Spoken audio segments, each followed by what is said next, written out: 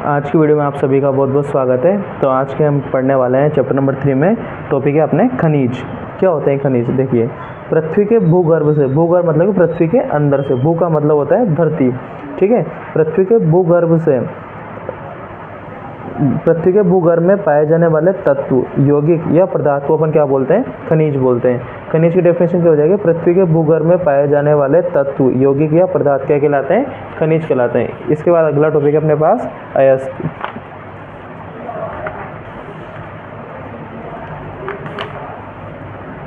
अगला टॉपिक आ रहा है अपने पास अयस्क। अयस्क क्या होता है? देखिए, पृथ्वी के भूगर्भ में पाए जाने वाले वे खनिज जिनसे धातुएं प्राप्त की जाती हैं।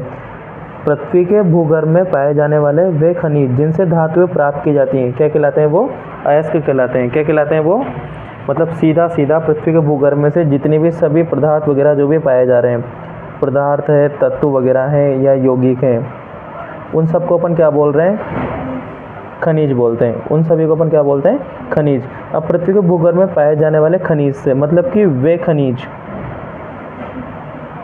खनिज जिनसे अपन क्या प्राप्त करते हैं? धातु प्राप्त करते हैं, वो क्या कहलाएंगे? वो अयस्क कहलाएंगे। जितनी भी सारी चीज़ें पृथ्वी के भूगर्भ से निकल रही हैं वो तो खनिज है, और वे खनिज जिनसे अपन क्या करते हैं? धातु प्राप्त करते हैं, क्या कहलाएंगे? वो अयस्क कहलाएंगे। याद रखना, क्या कन्फ्यूजन नहीं होना चाहिए। अयस्क कहलाते हैं। सभी अयस्क खनिज हो सकते हैं भाई। क्यों? क्योंकि क्या है, खनिजों से तो अयस्क प्राप्त हो रहा है अपन को भाई। वे खनिज जिनसे धातु प्राप्त करते क्या कहलाते हैं? अयस्क। तो सभी अयस्क खनिज हो सकते हैं, लेकिन सभी खनिज अयस्क नहीं हो सकते हैं क्या? ठीक है। क्यों? क्योंकि सभी खनिजों से धातु थोड़ी प्राप्त की जाती है, और जिनसे धातु प्राप्त की जाती है उन्हीं को तो अपन अयस्क कहते हैं। तो सभी अयस्क खनिज हो सकते हैं, लेकिन सभी खनिज अयस्क नहीं हो सकते। कन्फ्यूजन बिल्कुल भी रहना नहीं चाहिए। अगला टॉपिक गैंग मैट्रिक्स या अधात्री। तो देखना क्या होता है, पृथ्वी के भूगर्भ में अयस्क के साथ साथ अयस्क क्या होते हैं कि जो वे खनिज जिनसे धातुएं प्राप्त की जाती हैं क्या कहलाते हैं? वो अयस्क कहलाते हैं। तो पृथ्वी के भूगर्भ में अयस्क के साथ साथ जो अशुद्धियाँ भी पाई जाती हैं, जिन्हें गैंग मैट्रिक्स अधात्री या धातु के साथ आने वाली अशुद्धियों को अपन क्या बोल देंगे? गैंग मैट्रिक्स या अधात्री बोल देंगे क्या? ठीक है। धातुओं का निष्कर्षण देखना। अब इसमें हमने 3 टॉपिक बनाए हैं, निम्न क्रियाशील धातुएं, मध्यम क्रियाशील और इसके बाद आएगा अपने उच्च क्रियाशील धातुएं। तो निम्न क्रियाशील धातु क्या होती हैं? प्रकृति में कॉपर, इसका फॉर्मूला क्या होता है? Cu, mercury Hg, silver Ag, Oram Au, platinum का Pt। Copper, mercury, silver, Oram, platinum इत्यादि धातुओं की क्रियाशीलता कम होने के कारण यह प्रकृति में मुक्त अवस्था में पाई जाती हैं। ठीक है। ये क्या होते हैं? कम क्रियाशील वाले तत्व हैं क्या? तो ये क्या है? मुक्त अवस्था में पाए जाते हैं क्या? अगला आ रहा है आपके मध्यम क्रियाशील धातु।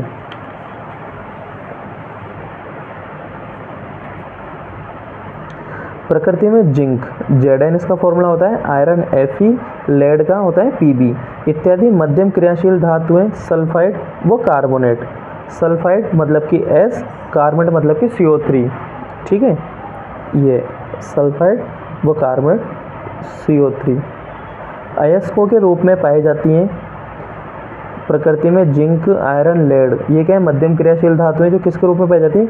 सल्फाइड या फिर कार्बोनेट अयस्कों के रूप में पाई जाती हैं। मतलब जिनके पीछे क्या रहेगा? इन सभी के पीछे या तो सल्फर लगा रहेगा, मतलब कि सल्फाइड अयस्क हो जाएंगे, या फिर कार्बोनेट हो जाएंगे, जैसे कि ZnS या फिर ZnCO3 कार्बोनेट अयस्कों के रूप में पाए जाते हैं।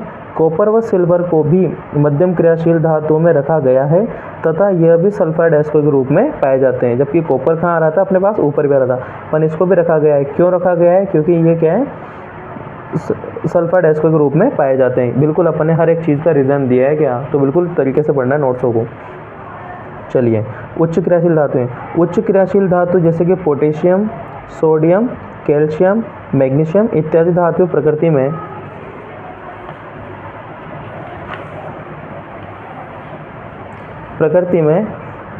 ऑक्साइडों के रूप में पाई जाती है। किसके रूप में पाई जाती है?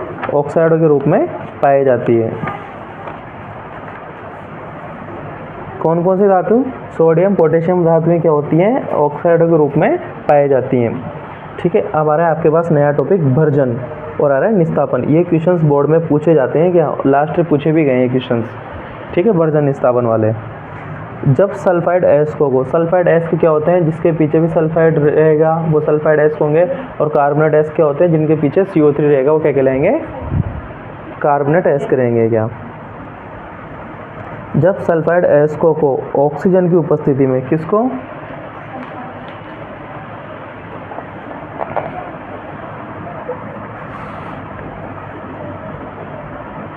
सल्फाइड अयस्कों को क्या करना है अपन को, ऑक्सीजन की उपस्थिति, मतलब कि यहाँ पे O2 क्या होनी चाहिए, प्रेजेंट होनी चाहिए, ठीक है। ऑक्सीजन की उपस्थिति में परावर्तनीय भट्टी या वात्या भट्टी, बड़ी बड़ी जो भट्टियाँ होती है ना उनके नाम है, परावर्तनीय भट्टी या वात्या भट्टी में अत्यधिक ताप पर गर्म किया जाता है। क्या किया जाता है, अत्यधिक हाईली टेम्परेचर पे क्या किया जाता है, उनको गर्म किया जाता है, धातु ऑक्साइड का निर्माण होता है। गर्म करते क्या हो जाएगा, धातु ऑक्साइड का निर्माण हो जाएगा तथा सल्फर डाइऑक्साइड गैस बाहर निकलती है। इस प्रक्रिया को अपन क्या बोलते हैं, वर्जन बोलते हैं। जैसे कि एग्जाम्पल लेते हैं, ये अपने पास सल्फाइड अयस्क है, तो जिंक वगैरह है अपने पास, ठीक है, और ये इसके पीछे सल्फाइड है, तो सल्फाइड अयस्क हो गया। क्या करना है अपन को, ऑक्सीजन की उपस्थिति में कराना है। कह रहा है कौन सी भट्टी, परावर्तनीय या वात्या भट्टी, ठीक है। क्या करना है, अत्यधिक ताप पे क्या करना है, इसको गर्म करना है अपन को, ठीक है। गर्म कर दिया तो क्या बन रहा है, ऑक्साइड प्राप्त होता है, ठीक है। इस अभिक्रिया में कौन सी गैस बाहर निकल रही है, सल्फर डाइऑक्साइड गैस बाहर निकलती है। इस पूरे प्रोसेस को अपन क्या बोलते हैं, भर्जन बोलते हैं। क्या बोलते हैं, भर्जन, ठीक है। कि सल्फाइड अयस्कों को ऑक्सीजन की उपस्थिति में परावर्तनीय भट्टी या वात्या भट्टी में अत्यधिक ताप पर क्या किया जाता है, गर्म किया जाता है। तो यहाँ पे हमारे पास ऑक्साइड प्राप्त होता है तथा इस अभिक्रिया में क्या बाहर निकलती है, सल्फर डाइऑक्साइड गैस बाहर निकलती है। इस क्रिया को अपन क्या बोलते हैं, भर्जन। क्या बोलते हैं बच्चों, भर्जन। एक बार फिर रिपीट करना, ये क्या है, सल्फाइड अयस्क है, क्या, ठीक है। सल्फाइड अयस्कों को ऑक्सीजन की उपस्थिति में परावर्तनीय भट्टी या वात्या भट्टी में अत्यधिक ताप पर क्या किया जाता है, गर्म किया जाता है। तो यहाँ पे ऑक्साइड का निर्माण होता है, ठीक है, ऑक्साइड का निर्माण होता है तथा इस अभिक्रिया में कौन सी गैस बाहर निकल रही है, सल्फर डाइऑक्साइड गैस बाहर निकल रही है यहाँ से, ठीक है। तो इस अभिक्रिया को अपन क्या बोलते हैं, या इसको क्या बोलेंगे अपन, भर्जन बोलेंगे। क्या बोलेंगे, भर्जन बोलेंगे।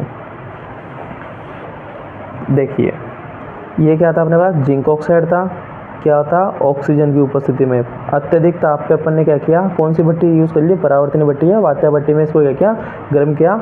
तो यहाँ से क्या प्राप्त हो गया अपने पास, जिंक ऑक्साइड बन गया, ठीक है। प्लस यहाँ से क्या बाहर निकल गई, सल्फर डाइऑक्साइड गैस यहाँ से बाहर निकल गई। ये तो था अपने पास भर्जन। अगला टॉपिक अपने पास निस्तापन। देखिए जब कार्बोनेट अयस्कों को, यहाँ पे कौन सा था, सल्फाइड अयस्कों को, यहाँ पे क्या होगा, कार्बोनेट अयस्कों को ऑक्सीजन की अनुपस्थिति, यहाँ पे क्या था, ऑक्सीजन की उपस्थिति में परावर्तनीय या वात्या भट्टी में अत्यधिक ताप पर क्या करना है, इसको भी गर्म किया जाता है। तो धातु ऑक्साइड का निर्माण होता है। यहाँ पे भी क्या हो रहा है, धातु ऑक्साइड का निर्माण हो रहा है, धातु ऑक्साइड निर्माण। तथा इस प्रक्रिया में कार्बन डाइऑक्साइड गैस बाहर निकलती है, जबकि यहाँ पे कौन सी गैस बाहर निकल रही थी, सल्फर डाइऑक्साइड बाहर निकल रही थी। कैसे, देखिए वो कह रहा है कि जब कार्बोनेट अयस्कों को, ये अपने पास कार्बोनेट अयस्क है, ठीक है, यहाँ पे क्या यूज़ करना है अपन को, ऑक्सीजन की अनुपस्थिति में क्या करना है, इसको भी अत्यधिक ताप पर क्या करना है, गर्म करना है इसको, ठीक है। वही वात्या भट्टी या परावर्तनीय भट्टी में तो क्या प्राप्त हो रहा है, यहाँ पे ऑक्साइड प्राप्त होगा। ये क्या बन गया अपने पास, जिंक ऑक्साइड बन गया।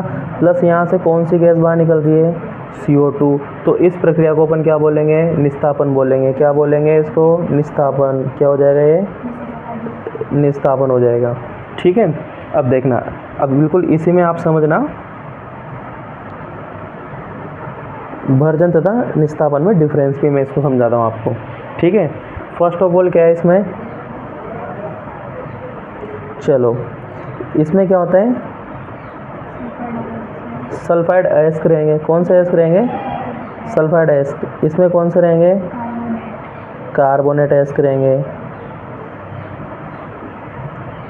ठीक है। इसमें कार्बोनेट अयस्क रहेंगे, ठीक है। दूसरा इसमें ऑक्सीजन की क्या रहेगी, उपस्थिति रहेगी, मतलब ऑक्सीजन यहाँ पे प्रेजेंट रहेगा, इसमें ऑक्सीजन अनुपस्थित होता है। थर्ड वाला क्या है, इसमें SO2 गैस बाहर निकलती है, सल्फर डाइऑक्साइड गैस, जबकि इसमें क्या है, कार्बन डाइऑक्साइड गैस बाहर निकलती है। ठीक है, तो इस प्रकार से अपन भर्जन निस्तापन को भी समझ सकते हैं और इसमें डिफरेंस भी अपन बता सकते हैं। ठीक है, एक बार फिर रिपीट,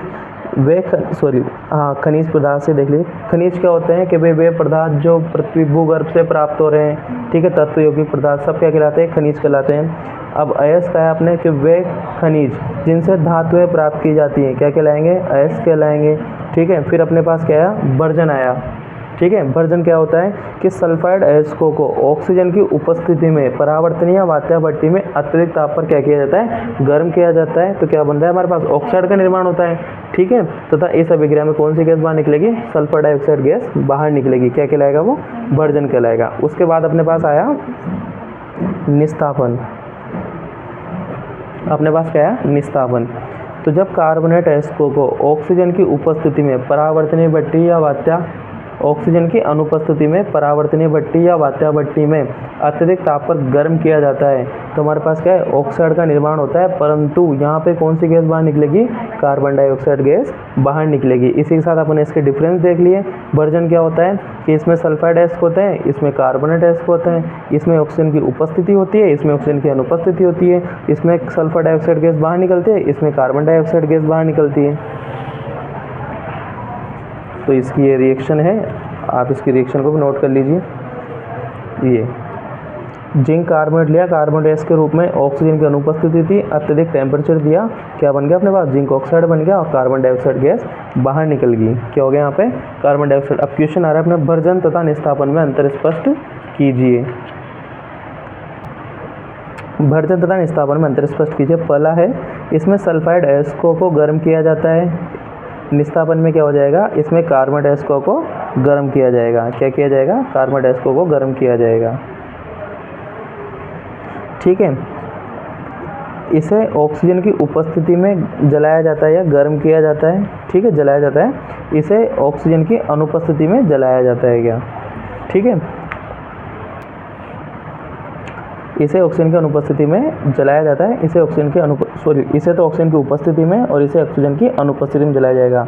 इसमें सल्फर डाइऑक्साइड गैस बाहर निकलती है, जबकि इसमें क्या होता है, कार्बन डाइऑक्साइड गैस बाहर निकलती है। अब देखो जिंक सल्फाइड है यहाँ पे अपने पास। ठीक है, इसको अपने क्या कर दिया, ऑक्सीजन के साथ क्रिया करवा दी, जिंक ऑक्साइड बन गया और यहाँ पे सल्फर डाइऑक्साइड गैस बाहर निकल गई। क्या जिंक सल्फाइड था अपने पास। यहाँ पे कार्बोनेट है, इसके जिंक कार्बोनेट क्या किया, ऑक्सीजन की उपस्थिति थी नहीं, गर्म किया तो क्या बन गया अपना जिंक ऑक्साइड तथा कार्बन डाइऑक्साइड गैस बाहर निकली। तो आज की वीडियो में इतना ही, बाकी नेक्स्ट वीडियो में